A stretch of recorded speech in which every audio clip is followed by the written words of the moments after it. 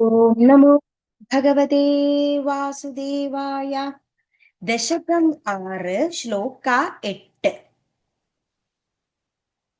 ശ്രോണീസ്ഥലം മൃഗഗണാഃ പദയോഃ നഖാഃ തേ ഹസ്തി ഉഷ്ട്രസൈന്ധവമുഖാഃ ഗമനം തു കാലഃ വിപ്രാതിവർണഭവനം വദനാബ്ജബാഹു ചാരു ഊരു യുഗ്മചരണം കരുണാംബുധേ തേ.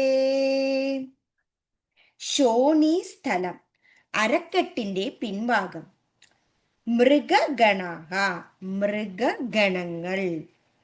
പദയോഹോ തൃപ്പാദങ്ങൾ. നഖാഃ ഭഗവാന്റെ കാൽനഖങ്ങൾ. തേ ഭഗവാന്റെ. ഹസ്തി ആന. ഉഷ്ട്ര ഒട്ടകം. സൈന്ധവ കുതിര. മുഖാഃ മുതലായവ. ഗമനം സഞ്ചാരം. തു ഭഗവാന്റെ. കാലഃ കാലം. വിപ്രാതി ബ്രാഹ്മണന്മാർ. വർണ്ണഭവനം 4 വർണ്ണങ്ങളുടെ ഉദ്ഭവസ്ഥാനം. അതായത് ബ്രാഹ്മണൻ, വൈശ്യൻ,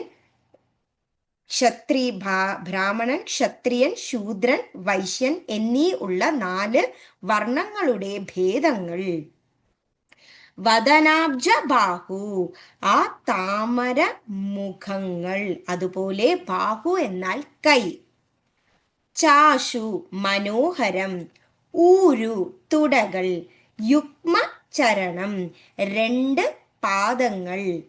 കരുണാംബുധേ എത്രയും കരുണയുള്ള ഭഗവാനെ. തേ ഭഗവാനെ.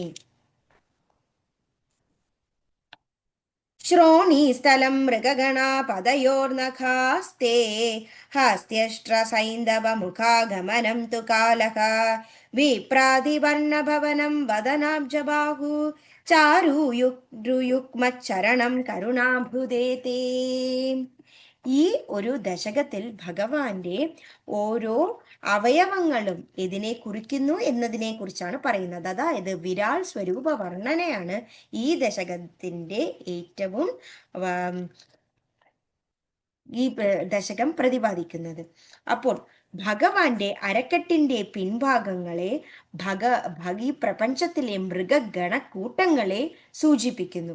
ഭഗവാന്റെ തൃപ്പാദങ്ങൾ, അതുപോലെ ആ പാദങ്ങളിലെ ആ നഖങ്ങൾ, അത് ആന, ഒട്ടകം, കുതിര മുതലായവയെ സൂചിപ്പിക്കുന്നു. ഭഗവാന്റെ ആ സഞ്ചാരത്തെ, അത് കാലത്തിനെ കുറിക്കുന്നു. അതുപോലെ തന്നെ ഭഗവാന്റെ ആ താമര മുഖത്തിൽ നിന്നാണ് ആ 4 വർണ്ണമായ ബ്രാഹ്മണൻ, ക്ഷത്രിയൻ, ശൂദ്രൻ, വൈശ്യൻ, ശൂദ്രൻ എന്നിങ്ങനെയുള്ള 4 വർണ്ണഭേദങ്ങൾ ഉണ്ടാകുന്നത്.